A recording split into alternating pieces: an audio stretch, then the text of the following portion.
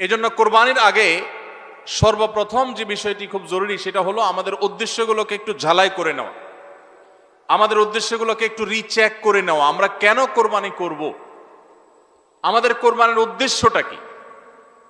যদি শুধুমাত্র আল্লাহ সন্তুষ্টি উদ্দেশ্য হয় আর সে উদ্দেশ্যে আমি কোরবানি করি, গোশত আমার মুখ্য না, তাহলে সেক্ষেত্রে একটা গরু আমি যে দামে কিনেছি বাজার দর তার চাইতে আরো অনেক কম, তাহলে আমার আফসুস হওয়ার কথা না।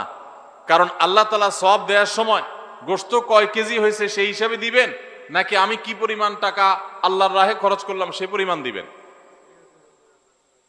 আমার খরচ করা টাকা আল্লাহর উদ্দেশ্যে যদি এটা নিয়োগ করে থাকি, তাহলে 1,00,000 টাকার গরু আপনি কোরবানি দিচ্ছেন, নিয়ত যদি সহি হয়, বিশুদ্ধ হয়, দুনিয়াবি কোনো ধান্দা যদি না থাকে, তাহলে আল্লাহ তাআলা সওয়াব কি 1,00,000 টাকার দিবেন, নাকি ওই গরুটার দাম বাজারে 80,000, আপনি কিনছেন 1,00,000, তাহলে আল্লাহ বলবেন না তুমি কেন বেশি দিয়ে কিনছো, ওইটার দায়িত্ব তোমার, আমি 80,000 সওয়াব দেব? এমন হবে?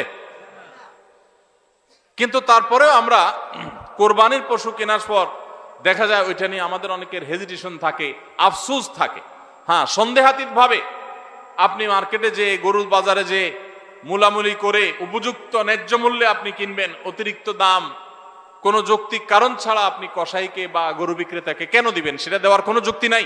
আপনি অবশ্যই মূলামূলি করে ন্যায্য মূল্যে কেনার চেষ্টা করবেন, কিন্তু কেনার পর এর দাম কত হইলো না হইলো, গোশত কয় কেজি হলো, পার কেজি কত পড়লো, তাতে লস হইলো না লাভ হলো, এগুলা সবগুলো প্রমাণ করে যে কোরবানির উদ্দেশ্যে ভেজাল আছে।